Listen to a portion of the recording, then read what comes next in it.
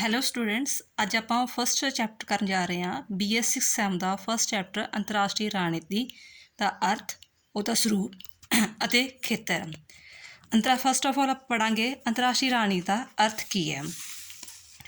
ਅੰਤਰਰਾਸ਼ਟਰੀ ਦਾ ਅਰਥ ਕੀ ਹੈ ਕਿ ਅੰਤਰਰਾਸ਼ਟਰੀ ਰਣਨੀਤੀ ਜਿਹੜੀ ਆ ਅੰਤਰਰਾਸ਼ਟਰੀ ਪੱਧਰ 'ਤੇ ਵੱਖ-ਵੱਖ ਰਾਜਾਂ ਵਿਚਕਾਰ ਸ਼ਕਤੀ ਲਈ ਸੰਘਰਸ਼ ਆ। ਮੰਨ ਲਓ India, Pakistan, China, Russia, America, ਇਹ ਆਪਸ ਵਿੱਚ ਸਟਰਗਲ ਕਰ ਰਹੇ ਹਨ ਕਿ ਮੈਂ ਸਭ ਤੋਂ ਜ਼ਿਆਦਾ ਤਾਕਤਵਰ ਬਣਾ, ਮੈਂ ਜ਼ਿਆਦਾ ਮਤਲਬ ਕਿ ਉੱਭਰ ਕੇ ਪੂਰੇ ਵਰਲਡ ਮੈਪ 'ਚ ਮੈਂ ਉੱਭਰ ਕੇ ਆਵਾਂ। ਚਾਹੇ ਉਹ ਆਰਥਿਕ ਸਥਿਤੀ ਪੱਖੋਂ ਹੋਵੇ, ਹਥਿਆਰਾਂ ਪੱਖੋਂ ਹੋਵੇ, ਟੈਕਨੋਲੋਜੀ ਪੱਖੋਂ ਹੋਵੇ, ਹਰ ਕੋਈ ਕੋਸ਼ਿਸ਼ ਕਰ ਰਿਹਾ ਦੇਸ਼ ਕਿ ਮੈਂ ਸਭ ਤੋਂ ਜ਼ਿਆਦਾ ਸ਼ਕਤੀਸ਼ਾਲੀ ਬਣਾ।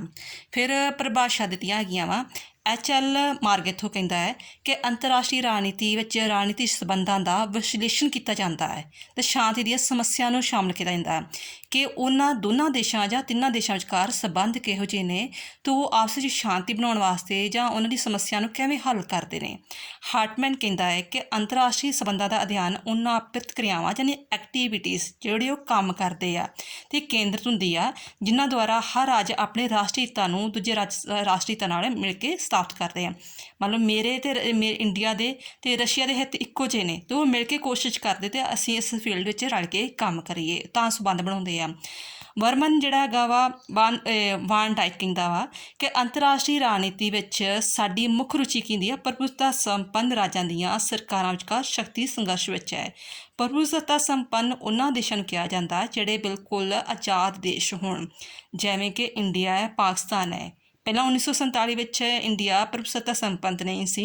ਜਦੋਂ ਉਹਨੂੰ ਪ੍ਰਭੂਸੱਤਾ ਯਾਨੀ ਕਿ ਸ਼ਕਤੀ ਹਾਸਲ ਹੋ ਗਈ ਤਾਂ ਉਹ ਇੱਕ ਆਜ਼ਾਦ ਦੇਸ਼ ਬਣਿਆ। ਅਤੇ ਉਹਨਾਂ ਜਿਹੜੇ ਆਜ਼ਾਦ ਦੇਸ਼ ਆ ਉਹਨਾਂ ਵਿਚਕਾਰ ਜਿਹੜੇ ਸੰਬੰਧ ਆ ਅਤੇ ਉਹਨਾਂ ਸੰਬੰਧਾਂ ਵਿੱਚ ਆਪਸ ਵਿੱਚ ਵੱਧ ਤੋਂ ਵੱਧ ਸ਼ਕਤੀ ਪ੍ਰਾਪਤ ਕਰਨ ਵਾਲੀ ਜਿਹੜੀ ਸੰਘਰਸ਼ ਵਾ ਉਹਨੂੰ ਆਪਾਂ ਅੰਤਰਰਾਸ਼ਟਰੀ ਰਣਨੀਤੀ ਕਹਿ ਦਿੰਦੇ ਹਾਂ।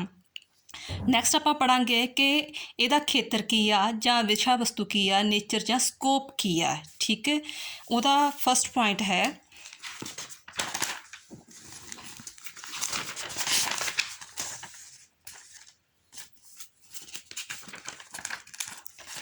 ਅੰਤਰਰਾਸ਼ਟਰੀ ਰਣਨੀਤੀ ਦਾ ਸਰੂਪ। ਫਸਟ ਪੁਆਇੰਟ ਹੈ ਬੇਟਾ ਇਹਦਾ ਕਿ ਪ੍ਰਭੂਸੱਤਾ ਸੰਪੰਨ ਰਾਜ ਇਸ ਦੇ ਮੁੱਖ ਕਾਰਜਕਰਤਾ ਹਨ।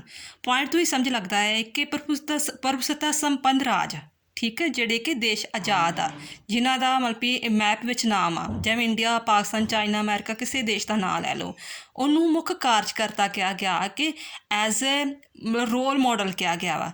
ਉਹ ਆਪਸ ਵਿੱਚ ਕੀ ਗਤੀਵਿਧੀਆਂ ਕਰਦੇ ਆ, ਆਪਸ ਵਿੱਚ ਕਿਹੋ ਜਿਹੇ ਸੰਬੰਧ ਬਣਾਉਂਦੇ ਆ, ਉਹਨਾਂ ਨੂੰ ਜਿਹੜਾ ਹੈਗੇ ਆ ਉਹ ਅੰਤਰਰਾਸ਼ਟਰੀ ਰਣਨੀਤੀ ਵਿੱਚ ਮੇਨ ਭੂਮਿਕਾ ਨਿਭਾਉਂਦੇ ਹਨ।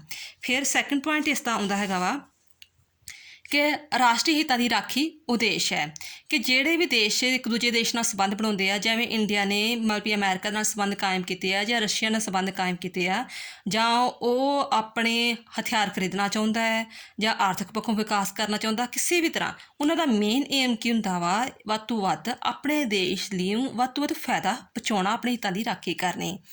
ਨੈਕਸਟ ਥਰਡ ਪੁਆਇੰਟ ਆਉਂਦਾ ਹੈਗਾ ਕਿ ਅੰਤਰਰਾਸ਼ਟਰੀ ਰਣਨੀਤੀ ਸ਼ਕਤੀ ਲਈ ਸੰਘਰਸ਼ ਹੈ। ਜਦੋਂ ਕੋਈ ਸਟੈਬਲ ਹੋ ਜਾਂਦਾ ਆਰਥਿਕ ਪੱਖੋਂ ਤਾਂ ਉਹ ਕੋਸ਼ਿਸ਼ ਕਰਦਾ ਹੈ ਕਿ ਮੈਂ ਸੁਪੀਰੀਅਰ ਬਣਾ। ਜਿਵੇਂ ਮੰਨ ਲਓ ਕਿ ਅਮਰੀਕਾ ਕੋਲ ਸਾਰਾ ਕੁਛ ਵਾ ਤਾਂ ਉਹ ਚਾਹੁੰਦਾ ਕਿ ਪੂਰੀ ਦੁਨੀਆ ਦੇ ਵਿੱਚ ਮੈਂ ਹੀ ਸਭ ਤੋਂ ਜ਼ਿਆਦਾ ਸ਼ਕਤੀਸ਼ਾਲੀ ਬਣ ਜਾਵਾਂ। ਇਸ ਤਰ੍ਹਾਂ ਹੁਣ ਇੰਡੀਆ ਕੋਸ਼ਿਸ਼ ਕਰ ਰਿਹਾ ਕਿ ਜਿਹੜੇ ਛੋਟੇ ਮੋਟੇ ਦੇਸ਼ ਆ ਉਹਨਾਂ ਤੋਂ ਉੱਪਰ ਜਾ ਕੇ ਮੇਰਾ ਮਤਲਬ ਕਿ ਰੋਲ ਜ਼ਿਆਦਾ ਬਣੇ ਅਤੇ ਮੈਂ ਸ਼ਕਤੀਸ਼ਾਲੀ ਬਣਾ, ਯਾਨੀ ਕਿ ਸ਼ਕਤੀ ਲਈ ਸੰਘਰਸ਼ ਜਿਹੜਾ ਹੈਗਾ ਉਹਨੂੰ ਆਪਾਂ ਅੰਤਰਰਾਸ਼ਟਰੀ ਰਣਨੀਤੀ ਕਹਿ ਦਿੰਦੇ ਹਾਂ। ਨੈਕਸਟ ਪੁਆਇੰਟ ਹੈਗਾ ਵਾ ਅੰਤਰਰਾਸ਼ਟਰੀ ਰਣਨੀਤੀ ਜੋ ਸ਼ਕਤੀ ਸਾਧਨ ਉਦੇਸ਼ ਦੋਵੇਂ ਆ ਵੀ ਤਰੀਕਾ ਵੀ ਸਾਧਨ ਹੁੰਦਾ, ਤਰੀਕਾ ਵੀ ਆਪਣਾ ਜਦੋਂ ਇੱਕ ਦੂਜੇ ਦੇਸ਼ਾਂ ਨਾਲ ਸੰਬੰਧ ਬਣਾਉਂਦੇ ਉਹ ਤਰੀਕਾ ਹੈ ਅਤੇ ਤਰੀਕਾ ਵੀ ਹੈ ਅਤੇ ਉਦੇਸ਼ ਵੀ ਹੈ ਕਿ ਵੱਧ ਤੋਂ ਵੱਧ ਸ਼ਕਤੀ ਹਾਸਲ ਕਰਨੀ ਆ। ਫਿਫਥ ਪੁਆਇੰਟ ਹੈਗਾ ਵਿਵਾਦ ਅੰਤਰਰਾਸ਼ਟਰੀ ਰਣਨੀਤੀ ਦੀ ਸ਼ਰਤ ਹੈ। ਜਦੋਂ ਵੀ ਕਿਸੇ ਦੂਜੇ ਦੇਸ਼ਾਂ ਨਾਲ ਮਤਲਬ ਕਿ ਆਪਾਂ ਸੰਬੰਧ ਬਣਾਉਂਦੇ ਹਾਂ ਅਤੇ ਉਹ ਕਿਸੇ ਨਾ ਕਿਸੇ ਤਰ੍ਹਾਂ ਜ਼ਰੂਰੀ ਨਹੀਂ ਹੈ ਵੀ ਅਤੇ ਦੋਨੋਂ ਧਿਰ ਬਿਲਕੁਲ ਉਹਨਾਂ ਦੇ ਜਿਹੜੀ ਰਾਈਟਸ ਆ, ਹਿੱਤ ਵਾ ਇੱਕੋ ਜਿਹੇ ਬਰਾਬਰ ਹੋਣ। ਹੋ ਸਕਦਾ ਕਿਸੇ ਚੀਜ਼ ਲਈ ਕਿੰਤੂ ਪਰੰਤੂ ਵੀ ਹੋ ਸਕਦਾ ਹੈਗਾ ਵਾ, ਦੋਵਾਂ ਦੇਸ਼ਾਂ ਦੇ ਹੋ ਸਕਦਾ ਕਿ ਕਿੰਤੂ ਪਰੰਤੂ ਹੋਵੇ ਕਿ ਹਾਂ ਕਿ ਮੇਰੇ ਹਿੱਤ ਵਧੀਆ, ਦੂਜਾ ਕਵੇ ਮੇਰੇ ਵਧੀਆ, ਕੋਈ ਨਾ ਕੋਈ ਵਿਵਾਦ ਹੋ ਸਕਦਾ। ਜਿਵੇਂ ਇੰਡੀਆ ਅਤੇ ਪਾਕਿਸਤਾਨ ਦੇ ਜਿਹੜੇ ਹੈਗੇ ਆ ਕੋਈ ਨਾ ਕੋਈ ਪ੍ਰੋਬਲਮਸ ਚੱਲਦੀ ਰਹਿੰਦੀ ਆ ਕਿ ਉਹ ਕਹਿੰਦਾ ਮੇਰੇ ਜੰਮੂ ਕਸ਼ਮੀਰ ਆ, ਦੂਜਾ ਕਹਿੰਦਾ ਮੇਰਾ ਜੰਮੂ ਕਸ਼ਮੀਰ ਆ, ਅਤੇ ਇਸ ਕਰਕੇ ਉਹਨਾਂ ਵਿਚਕਾਰ ਜਿਹੜਾ ਹੈਗਾ ਸੰਘਰਸ਼ ਚੱਲਦਾ ਰਹਿੰਦਾ ਹੈ। ਨੈਕਸਟ ਪੁਆਇੰਟ ਹੈ ਬੇਟਾ ਕਿ ਅੰਤਰਰਾਸ਼ਟਰੀ ਰਣਨੀਤੀ ਵੱਖ-ਵੱਖ ਰਾਜਾਂ ਵਿਚਕਾਰ ਵਿਵਾਦਾਂ ਨੂੰ ਹੱਲ ਕਰਨ ਦੀ ਪ੍ਰਕਿਰਿਆ ਹੈ।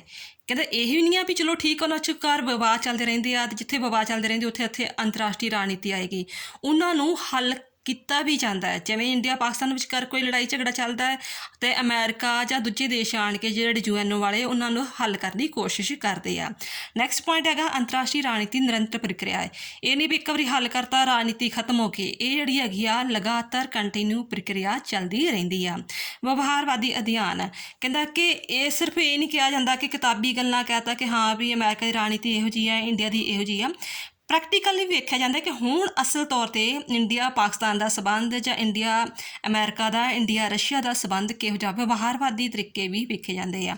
ਅੰਤਰ ਵਿਸ਼ਾ ਅਧਿਐਨ ਕਹਿੰਦਾ ਅੰਤਰਰਾਸ਼ਟਰੀ ਰਾਜਨੀਤੀ ਸਿਰਫ ਰਾਜਨੀਤੀ ਦੇ ਦੁਆਲੇ ਨਹੀਂ ਘੁੰਮਦੀ, ਇਹਦਾ ਇਹ ਵੀ ਉਸੋਂ ਦਾ ਸਿਸਟਮ ਵੇਖਿਆ ਜਾਂਦਾ ਕਿ ਹੋ ਸਕਦਾ ਕਿ ਸਾਡਾ ਤੇ ਜਿਵੇਂ ਭਾਵੇਂ ਇੰਡੀਆ ਅਤੇ ਪਾਕਿਸਤਾਨ ਨਾਲ ਬਹੁਤ ਮੁੱਠਭੇੜ ਹੁੰਦੀ ਰਹਿੰਦੀ ਆ, ਬਟ ਫਿਰ ਵੀ ਸਾਡਾ ਉਹਨਾਂ ਦਾ ਮਨੋਵਿਗਿਆਨ, ਭੂਗੋਲ, ਇਤਿਹਾਸ, ਸਾਡਾ ਕਲਚਰ ਪਾਕਿਸਤਾਨ ਨਾਲ ਕਾਫੀ ਮਿਲਦਾ ਜੁਲਦਾ। ਇਸ ਕਰਕੇ ਫਿਰ ਵੀ ਉਹ ਇੱਕ ਦੂਜੇ ਲੋਕ ਜਿਹੜੇ ਹੈਗੇ ਇੱਕ ਦੂਜੇ ਨਾਲ ਮਿਲ ਜੁਲ ਕੇ ਰਹਿਣਾ ਪਸੰਦ ਕਰਦੇ ਆ।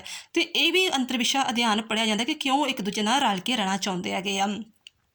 ਫਿਰ ਹੈਗਾ 10th ਪੁਆਇੰਟ ਵਿਸ਼ਲੇਸ਼ਣਾਤਮਕ ਤੇ ਵਿਗਿਆਨਕ ਅਧਿਐਨ। ਇਹਦਾ ਇੰਗਲਿਸ਼ ਵਿੱਚ ਵੇਖੋ ਐਨਾਲਾਈਟੀਕਲ ਐਂਡ ਸਾਇੰਟੀਫਿਕ ਸਟੱਡੀ, ਕਿ ਸਿਰਫ ਕਿਤਾਬੀ ਗੱਲਾਂ ਨਹੀਂ ਵੇਖ ਲੈਣੀਆਂ ਕਿ ਹਾਂ ਵੀ ਇਹੋ ਜਿਹੀ ਜਿਹੜੀ ਆ ਦੋਨਾਂ ਦੇਸ਼ਾਂ ਦੀ ਰਾਜਨੀਤੀ ਇਹੋ ਜਿਹੀ ਆ, ਉਹਦਾ ਪ੍ਰੈਕਟੀਕਲ ਵੀ ਵੇਖਿਆ ਜਾਂਦਾ ਕਿ ਹਾਂ ਜੋ ਜਿਵੇਂ ਸਪੋਜ਼ ਕਰੋ ਕਿ ਇੰਡੀਆ ਨੇ ਵੀ ਲੋਕਤੰਤਰ ਅਪਣਾਇਆ, ਪਾਕਿਸਤਾਨ ਨੇ ਵੀ ਲੋਕਤੰਤਰ ਦੀ ਸਰਕਾਰ ਅਪਣਾਈ ਹੈ, ਬਟ ਇੰਡੀਆ 'ਚ ਲੋਕਤੰਤਰ ਕਿਉਂ ਵਧੀਆ ਚੱਲ ਰਿਹਾ ਵਾ ਅਤੇ ਪਾਕਿਸਤਾਨ 'ਚ ਕਿਉਂ ਨਹੀਂ ਚੱਲ ਰਿਹਾ, ਉਹਦਾ ਪ੍ਰੈਕਟੀਕਲ ਵੇਖਿਆ ਜਾਂਦਾ ਹੈ ਕਿ ਇੰਡੀਆ ਵਿੱਚ ਜਿਹੜੇ ਹੈਗੀ ਆ ਬਾਲਗ ਅਧਿਕਾਰ, ਵੋਟ ਅਧਿਕਾਰ, ਆਜ਼ਾਦੀ ਜ਼ਿਆਦਾ ਦਿੱਤੀ ਜਾਂਦੀ ਆ ਅਤੇ ਪਾਕਿਸਤਾਨ ਵਿੱਚ ਜਿਹੜੀ ਹੈਗੀ ਸਿਰਫ ਆਜ਼ਾਦੀ ਨਾਂ ਦੀ ਆ। ਉੱਥੇ ਅਜੇ ਵੀ ਜਿੱਦਾਂ ਲੇਡੀ ਨੂੰ ਪੂਰੀ ਆਜ਼ਾਦੀ ਨਹੀਂ ਦਿੱਤੀ ਜਾਂਦੀ, ਬੁਰਕੇ ਤੋਂ ਬਿਨਾਂ ਬਾਹਰ ਨਹੀਂ ਨਿਕਲ ਦਿੱਤਾ ਜਾਂਦਾ ਆਮ ਤੌਰ 'ਤੇ।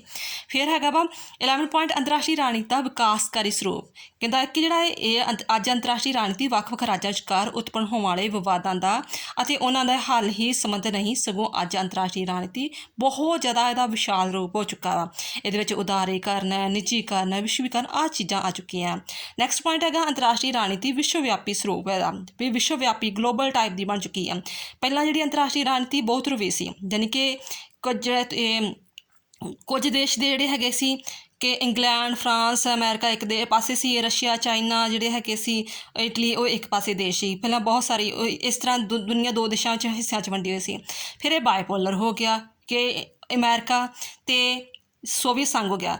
ਹੁਣ ਜਿਹੜਾ ਹੈਗਾ ਯੂਨੀਪੋਲਰ ਬਣ ਗਿਆ ਹੈ ਕਿ ਯੂਨੀਪੋਲਰ ਦਾ ਕਰਕੇ ਜਿਹੜਾ ਹੈਗਾ ਵਾ ਅਮਰੀਕਾ ਦੇ ਹੱਥ ਵਿੱਚ ਸ਼ਕਤੀ ਆ ਗਈ, ਬਟ ਹੁਣ ਦੈਨ ਆਫਟਰ ਫਿਰ ਇਸ ਦਾ ਜਿਹੜਾ ਹੈਗਾ ਵਿਸ਼ਵੀ ਵਿਆਪੀ ਸਰੂਪ ਬਣਦਾ ਜਾ ਰਿਹਾ, ਕਿਉਂਕਿ ਜਿਹੜੇ ਬਹੁਤ ਸਾਰੇ ਸੰਗਠਨ UN ਵਰਗੇ, ਸਾਰਕ ਵਰਗੇ ਸੰਗਠਨ ਆ ਰਹੇ ਆ। ਨੈਕਸਟ ਪੁਆਇੰਟ ਆ ਬੇਟਾ ਹੈਗਾ ਵਾ ਕਿ ਬਸਤੀਵਾਦ ਦਾ ਪਤਨ। ਇਹਦਾ ਇੱਕ ਇਹ ਵੀ ਫਾਇਦਾ ਹੋਇਆ ਵਾ ਕਿ ਬਸਤੀਵਾਦ ਜਿਹੜਾ ਕਿ ਇੱਕ ਦੇਸ਼ ਦੂਜੇ ਦੇਸ਼ ਨੂੰ ਆਪਣੇ ਕੰਟਰੋਲ ਵਿੱਚ ਕਰ ਲੈਂਦਾ ਹੈਗਾ ਵਾ ਅਤੇ ਉਹਦਾ ਸ਼ੋਸ਼ਣ ਕਰਦਾ, ਇਹ ਖਤਮ ਹੋ ਚੁੱਕਾ ਹੈ। ਜਿਵੇਂ ਸਾਡੇ ਦੇਸ਼ ਜਿਹੜਾ ਇੰਡੀਆ ਸੀ ਉਹ ਵੀ ਬਸਤੀਵਾਦ ਦਾ ਸ਼ਿਕਾਰ ਹੋਇਆ ਸੀ, ਅੰਗਰੇਜ਼ਾਂ ਦਾ ਸ਼ਿਕਾਰ ਹੋਇਆ ਸੀ, ਅਫਰੀਕਾ ਸ਼ਿਕਾਰ ਹੋਇਆ ਸੀ, ਲਤੀਨੀ ਅਮਰੀਕਾ ਸੀ ਸ਼ਿਕਾਰ। ਅਤੇ ਇਹਦਾ ਅੰਤਰਰਾਸ਼ਟਰੀ ਰਾਜਨੀਤੀ ਆਉਣ ਦਾ ਕਾਰਨ ਕਿ ਅਵੇਅਰਨੈਸ ਕ੍ਰੀਏਟ ਹੋਈ, ਲੋਕਾਂ ਨੇ, ਦੂਜੇ ਦੇਸ਼ਾਂ ਨੇ ਉਹਨਾਂ ਦੇ ਹਿੱਸਾ ਪਾਇਆ ਕਿ ਨਹੀਂ ਇਹਨਾਂ ਦੇਸ਼ਾਂ ਨੂੰ ਆਜ਼ਾਦ ਕੀਤਾ ਜਾਵੇ, ਅਤੇ ਇਸ ਨਾਲ ਜਿਹੜਾ ਬਸਤੀਵਾਦ ਦਾ ਪਤਨ ਹੋਇਆ। ਫਿਰ 14 ਪੁਆਇੰਟ ਹੈਗਾ ਖੇਤਰੀ ਸਹਿਯੋਗ ਦੀ ਵੱਧਦੀ ਪ੍ਰਵਿਰਤੀ। ਇਸ ਦੇ ਨਾਲ ਕੀ ਹੋਇਆ ਕਿ ਅੰਤਰਰਾਸ਼ਟਰੀ ਰਾਜਨੀਤੀ ਵਿੱਚ ਖੇਤਰੀ ਸਹਿਯੋਗ ਦੀ ਵੱਧਦੀ ਪ੍ਰਵਿਰਤੀ ਨੇ ਜਨਮ ਲਿਆ ਹੈ। ਵਿਸ਼ਵ ਦੇ ਵੱਖ-ਵੱਖ ਖੇਤਰਾਂ ਦੁਆਰਾ ਆਪਣੇ ਖੇਤਰੀ ਹਿੱਤਾਂ ਦੇ ਵਿਕਾਸ ਲਈ ਖੇਤਰੀ ਸੰਗਠਨ ਕਾਇਮ ਕੀਤੇ ਆ, ਜਿਵੇਂ ਲਾ ਲਓ ਬ੍ਰਿਕਸ ਹੋ ਗਿਆ, ਏਸੀਅਨ ਹੋ ਗਿਆ, G8 ਹੋ ਗਿਆ, ਕੁਛ ਵੀ ਤੁਸੀਂ 2-4 ਵਗੈਰਾ ਪੁਆਇੰਟਸ ਇਹਦੇ ਲਿਖ ਸਕਦੇ ਹੋ। ਨੈਕਸਟ ਹੈ ਪੁਆਇੰਟ ਅੰਤਰਰਾਸ਼ਟਰੀ ਰਾਜਨੀਤੀ ਦਾ ਗਤੀਸ਼ੀਲ ਰੂਪ। ਗਤੀਸ਼ੀਲ ਵੀ ਲਗਾਤਾਰ ਕੰਟੀਨਿਊ ਡਾਇਨਾਮਿਕ ਚੱਲ ਰਿਹਾ ਹੈ, ਇੱਕ ਥਾਂ ਖੜ੍ਹ ਨਹੀਂ ਗਿਆ ਹੈਗਾ। ਅੰਤਰਰਾਸ਼ਟਰੀ ਨੇ ਕਹਿੰਦਾ ਜਿਹੜੇ ਹੈਗੀ ਆ ਰਾਜਨੀਤੀ ਸਮੇਂ ਅਤੇ ਸਥਿਤੀਆਂ ਅਨੁਸਾਰ ਅਨੇਕਾਂ ਪਰਿਵਰਤਨ ਹੁੰਦੇ ਆਏ ਆ, ਅਤੇ ਇਸ ਕਰਕੇ ਜਿਹੜਾ ਸਮੇਂ ਦੇ ਨਾਲ ਜਿਹੜੇ ਹੈਗੇ ਡਿਮਾਂਡ ਦੇ ਅਕੋਰਡਿੰਗ ਚੇਂਜ ਹੁੰਦੀ ਜਾਵੇ ਉਹਨੂੰ ਆਪਾਂ ਗਤੀਸ਼ੀਲ ਰੂਪ ਕਹਿ ਦਿੰਦੇ ਹੈਗੇ ਆ। 1945 ਵਿੱਚ ਦੂਜੇ ਮਹਾਂਯੁੱਧ ਸਮਾਪਤੀ ਪਿੱਛੋਂ ਵਿਸ਼ਵ 2 ਗੁੱਟਾਂ 'ਚ ਵੰਡਿਆ ਹੋਇਆ ਸੀ। ਮੁੜ ਕੇ ਅਮਰੀਕਾ ਨੇ ਸ੍ਰੇਸ਼ਟਤਾ ਸਥਾਪਿਤ ਕਰ ਲਈ, ਉਹਨੂੰ ਆਪਾਂ ਕੋਲਡ ਵਾਰ ਵੀ ਕਿਹਾ ਜਾਂਦੇ ਹੈਗੇ ਆ। ਦੈਨ ਆਫਟਰ ਮੁੜ ਕੇ ਫਿਰ ਹੁਣ ਜਿਹੜਾ ਹੈਗਾ ਫਿਰ ਉਹ ਅਮਰੀਕਾ ਫਿਰ ਉਦਾਰੀਕਰਨ, ਨਿੱਜੀਕਰਨ ਆਇਆ। ਦੈਨ ਆਫਟਰ ਹੁਣ ਫਿਰ ਜਿਹੜਾ ਸਾਰਾ ਸੰਸਾਰ ਹੈ ਇੱਕ ਗਲੋਬਲ ਵਿਲੇਜ ਦੇ ਤੌਰ 'ਤੇ ਬਣ ਚੁੱਕਾ ਹੈ। ਤੁਸੀਂ ਬੇਟਾ ਇਹਦੇ ਕੁਛ ਵੀ 10-12 ਪੁਆਇੰਟਸ ਕਰ ਸਕਦੇ ਹੈਗੇ ਆ। ਆਈ ਹੋਪ ਤੁਹਾਨੂੰ ਇਹ ਚੀਜ਼ ਦੀ ਅੰਡਰਸਟੈਂਡਿੰਗ ਹੋ ਚੁੱਕੀ ਹੋਵੇਗੀ। Thank you.